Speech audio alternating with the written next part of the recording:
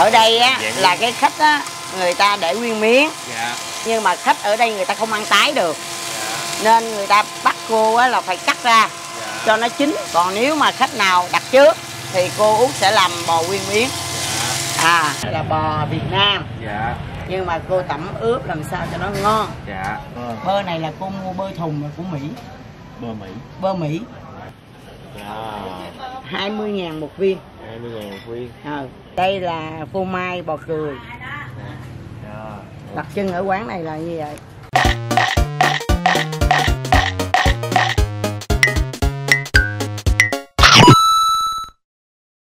Chào mọi người. Hôm nay là buổi sáng rất là đẹp trời. Thì chúng ta sẽ đi trải nghiệm thử một địa điểm xem như thế nào. Hiện tại thì đoạn đường đầu tiên này là đoạn đường Nguyễn Đình Chiểu. Giờ chúng ta sẽ đi ra Nguyễn Thiện Thuật nha, quận 3 nha. Giờ để Phú tìm cách tìm cái đoạn đường để quay cho mọi người. Giờ chúng ta sẽ đi vào cái khu chung cư cũ Nguyễn Thiện Thuật. Đến đường Nguyễn Thiện Thuật quận 3 mình sẽ tìm cái đường đi vô dễ cho mọi người. Chúng ta sẽ vào một cái khu chung cư cũ ở Nguyễn Thiện Thuật. Đây chúng ta đi vào đường này nha, Thánh Thất quận 3 Huỳnh Đức, nó gần hơn.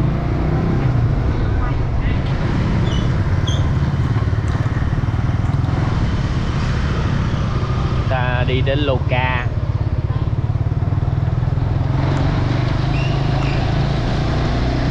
Thẳng qua luôn. Đây bán đồ ăn nhiều quá mọi người ơi.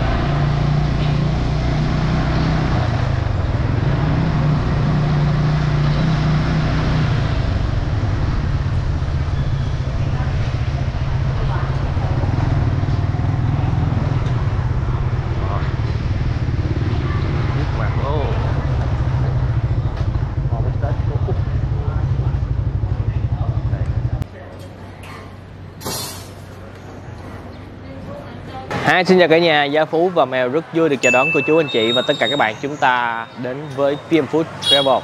Ngày hôm nay chúng ta sẽ đi ăn sáng ở trong chung cư cũ lâu đời, chung cư Nguyễn Thiện Thuật, ở địa chỉ là 009 Loca.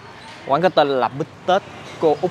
Chúng ta đi ăn bít tết. Nói chung là mình cũng không chưa biết là gọi bít tết hay là gọi là bánh mì chảo đây. Thôi cứ lấy theo bít tết cô Út trước đi ha. Rồi bây giờ thì mình sẽ vào trong mình tìm hiểu menu, chia sẻ cho mọi người. Nhớ like, share cũng như là ấn vào nút subscribe. Cảm ơn cả nhà rất nhiều.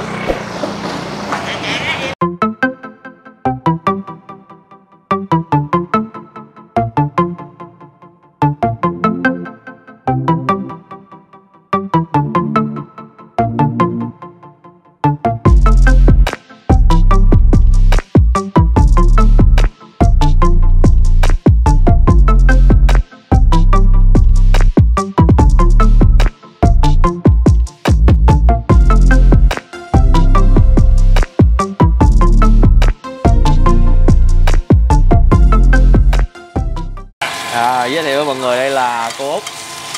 Giờ là đang có khách đang order phần số 3. Phần số 3 là để mình cầm menu mình. Và bò trứng pate đó. Bò trứng pate là số 3. 55.000. 55.000. Con thấy mình là để là bò bít tết. Nhưng mà ở đây á là cái khách á người ta để nguyên miếng. Dạ. Lúc đầu cô ra á, là để nguyên miếng. Nhưng mà khách ở đây người ta không ăn tái được. Nên người ta bắt cô á là phải cắt ra cho nó chín. Cái thứ nhất. Cái thứ hai á, người ta cũng dễ ăn nữa. Người ta không cắt bằng dao được. Người ta không quen. Nên là từ đó cô mới cắt ra. Chứ đúng ra là bò nguyên miếng. Chị cắt sẵn luôn. Cắt sẵn cho người ta luôn. Bây giờ á, là người ta ăn quen như vậy rồi. Thì mình cứ làm y vậy. Còn nếu mà khách nào đặt trước thì cô Út sẽ làm bò nguyên miếng.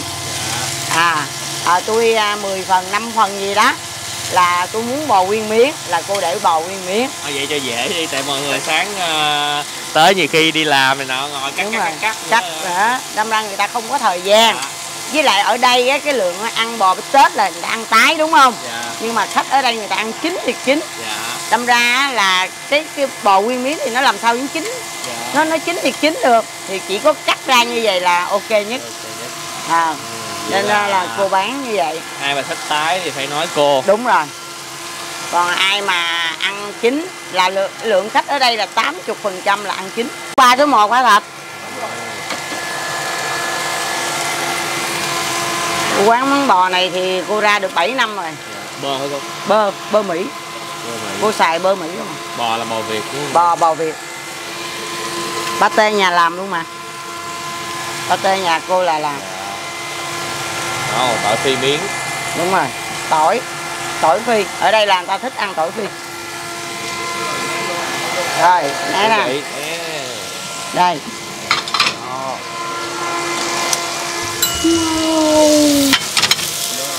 Giờ làm cho Phú ăn luôn nha. Dạ chưa. Chưa à. Đó. Ở đây là như vậy. Rồi giới thiệu với mọi người đây là các nguyên liệu của cô. Cái nguyên liệu này á là bò Việt Nam. Dạ. Nhưng mà cô tẩm ướp làm sao cho nó ngon. Dạ. Cái khi mà mình chiên miếng thịt lên á thì cho cái miếng thịt nó no. Dạ. Chứ còn nếu mà mình ướp mà mình chiên miếng thịt mà nó teo là không đạt. Dạ. Ở đây nó là nghệ thuật đó vậy. Là nhờ những cái gia vị cô. Cái gia vị cô ướp chiên nó không bị teo. Nó không bị teo mà ăn vô nó vẫn mọng nước. Dạ. Ở trong cái miếng thịt bò nó vẫn ngọt. Đây tỏi hả cô hay hành? Tỏi, cô ướp tỏi, ướp đủ thứ các gia vị trong đó. Còn về phần pate là ở nhà cô làm heo, gan heo. Đó, cô làm tại nhà luôn. Dạ. Đó. Rồi tỏi phi là cô thiết kế ra riêng của quán của cô là có cái tỏi phi. Dạ. Rồi cái thứ hai là cái thứ ba nữa là bơ này là cô mua bơ thùng là của Mỹ. Bơ Mỹ chứ không phải là bơ Tường An hay gì á. Dạ. Dầu thì cô già xài của thằng Happy. Đây còn có xíu mại nữa nè mọi người. Xíu mại này là ở nhà cô làm. Dạ. 20.000 một viên. 20.000 một viên. Là bán lẻ. Bán giống như ăn thêm là cô tính 20.000. Dạ. Còn cái chảo thập cẩm thì trong đó nó có 7 món. Dạ. Bò, trứng, pate, đủ thứ á. Cái này là xúc xích Đức. Xông khói. Dạ. Xúc xích này xúc xích xông khói. Dạ. Chứ không phải xúc xích thường. Đó. Rồi trứng thì mua loại 1. Dạ. Rồi cá thì cá Thái đàng hoàng. Không, cá Thái. Rồi đây là phô mai bò cười. Đặc trưng ở quán này là như vậy. Xài toàn là đồ tốt. Có thể thấy là cô để một cái bếp than, cô để nóng sẵn cái chảo luôn. Những cái chảo để mồi cho nó nóng. Khi khách vô là có làm liền. Cái chảo này rất là nặng. Đây là trên tay Phú là cái menu của cô nè mọi người. Ở đây sẽ có 10 cái menu. Đó, từ bò không là giá 50.000 cho tới cái phần mà gọi là siêu topping, full topping luôn là 110.000 phần lớn. Thì các nguyên liệu hồi nãy giờ mọi người cũng đã thấy cô chia sẻ rồi, cô sử dụng cái nguyên liệu gì rồi ha. Ủa cô ơi, cho con hỏi là cô không có bán buổi chiều hả? Không, cô bán từ 6 giờ sáng tới 12 giờ trưa. Dạ. Ngày nghỉ của cô là sao? Ngày nghỉ thì một tháng cô nghỉ 2 ngày, 15 rằm á. Dạ. Với lại mùng 1. Dạ. Mà nếu mà rơi vô ngày thứ Bảy Chủ nhật á thì cô vẫn bán bình thường. Ngày trai mà rơi vô ngày thứ Bảy Chủ nhật ngày trai á mà rơi vô ngày thứ Bảy Chủ nhật cô vẫn bán bình thường. Hỏi mọi người nắm thôi chứ thực ra khó nhớ. Khó canh lắm. Bây giờ cô làm cho con phần đặc biệt đi con. Đặc biệt. Rồi.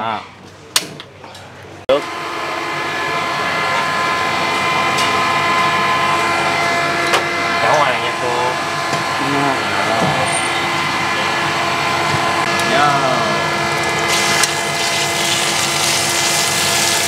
Bán 7 năm là coi là lúc đầu là bán cũng 10 combo như luôn hả con? Y vậy luôn. Từ xưa giờ cái menu này chưa đổi mà. Một cơ duyên nào cô bán món này?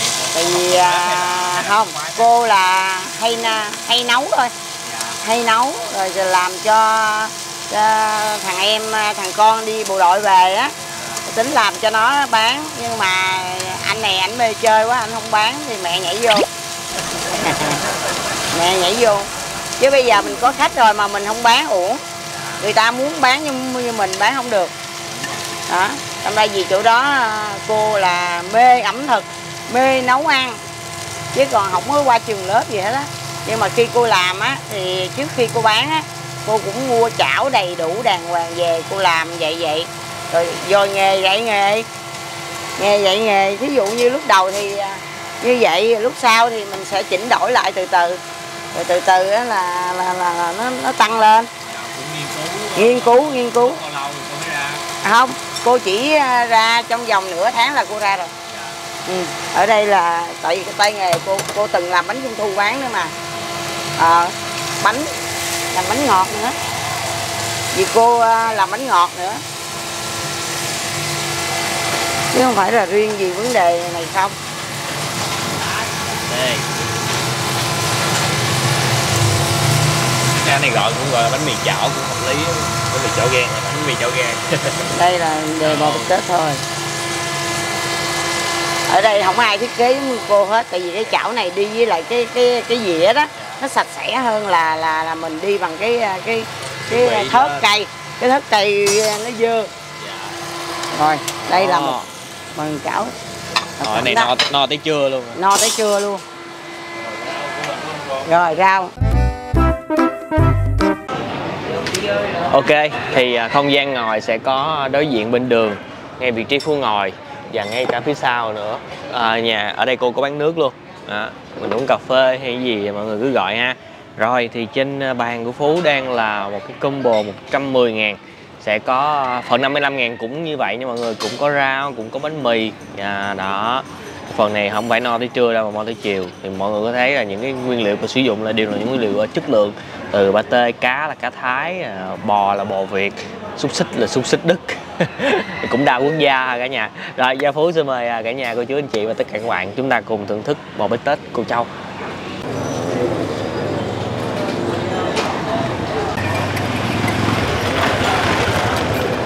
Thì ở trên bàn mọi thứ rất là ngăn nắp sạch sẽ, sẽ có đầy đủ các gia vị cho mọi người, nước tương, tương ớt, tương cà và thậm chí là có mù tạt vàng luôn. Để mình xịt ra luôn. Ai thích ăn bò mình sẽ thử cái pate trước nha.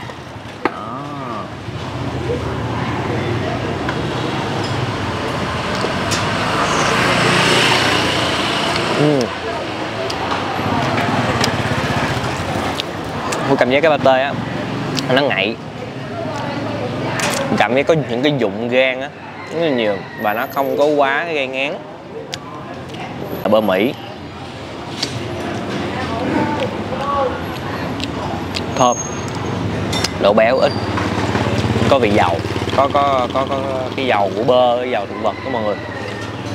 Đó, ta phải trộn lên. Bây giờ ăn bò luôn hả?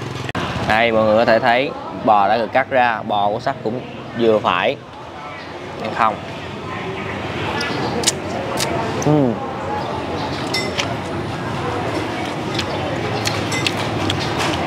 Bò mềm thật. Mặc dù là cô có trộn gia vị nhưng mà cái gia vị nó cũng sẽ không có nhiều để lấn át được cái vị thịt bò. Mình nghĩ là mọi người phải trộn lên và chúng ta ăn những cái thứ khác. Ở đây có muối tiêu chanh nữa, mình nhờ mọi người nhớ xin chanh nha, tại chanh không có để trên bàn. Bò mềm. Bây giờ với cá mòi Thái, không phải cá mòi Ba Cô.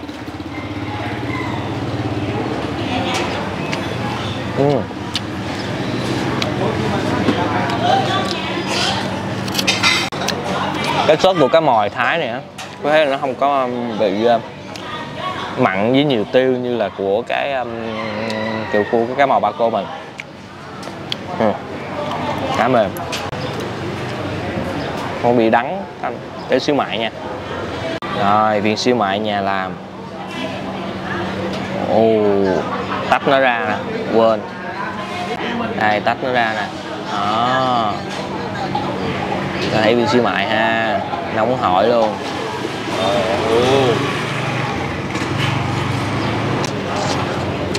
Đặc thịt luôn á, và nó có nước ở trong, nó ngọt ngọt. Rồi vẫn còn nóng rồi. Ok, mình đã thử hết rồi. Xúc xích Đức, hun khói để chứ trứng cút thì chúng ta ăn chung nhau nha. Làm một miếng salad.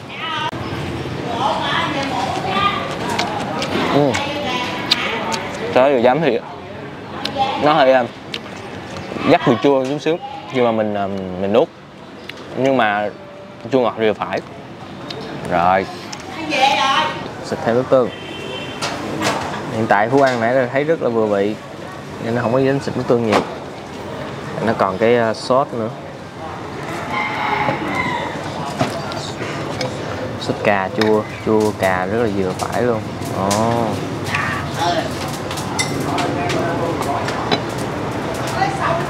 Một miếng chấm muối tiêu chanh.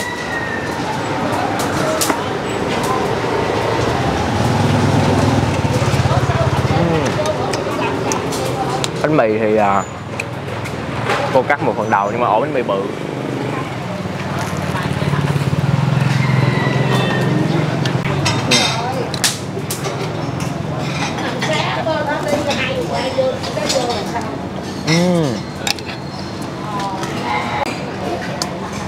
Phết lên nha. Đây. Phô mai, cà tê,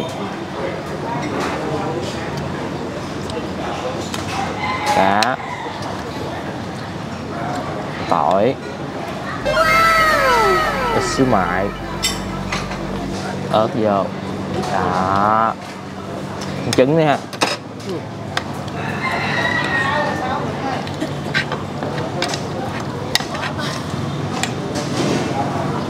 Và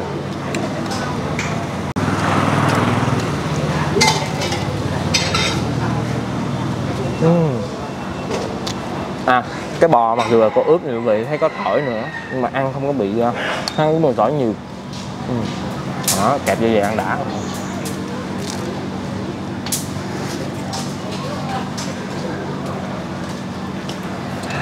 Bánh mì là đặc ruột, giòn. Ăn thử miếng bồ tạt. Phú thì thường ăn ít ăn mà bò chấm bồ tạt lắm.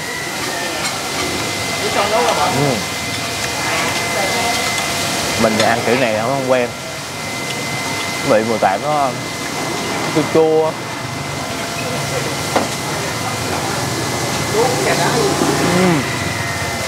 Còn thiếu gì không ta? Xúc xích. Xúc xích thì Phú Giang với tương ớt thôi. Tôi bố mới được. Chả điều nữa nha.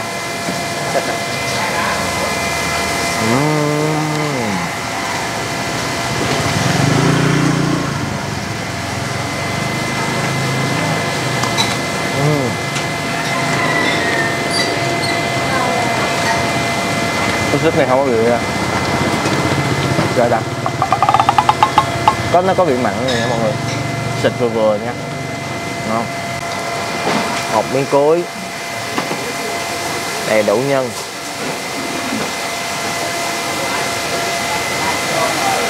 đây tiếp tục bơ và tê. Đó, bánh bò hả? Này chưa có bò. Củ hành. Đấy, đây là xíu mại cá rồi. Bây giờ mình sẽ lấy phần mặt trời này.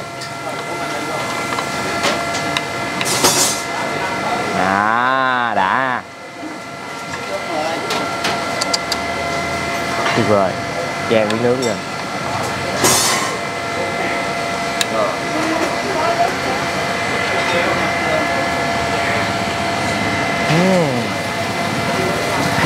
Có cái tỏi tim miếng nổi không?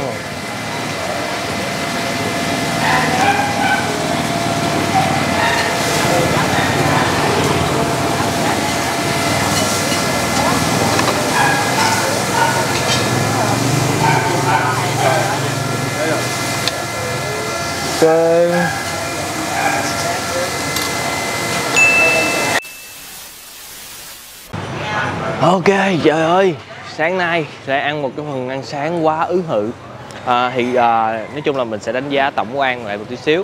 Thì cái phần ăn này tôi thấy là phần ăn ở đây bán khá là chất lượng. Các nguyên liệu đều sử dụng đều là nguyên liệu rất là mới, rất là chất lượng, mọi người cũng thể thấy rồi. Về cái hương vị thì tôi thấy là ăn ok, rất là được, no, hợp khẩu vị cho một buổi sáng.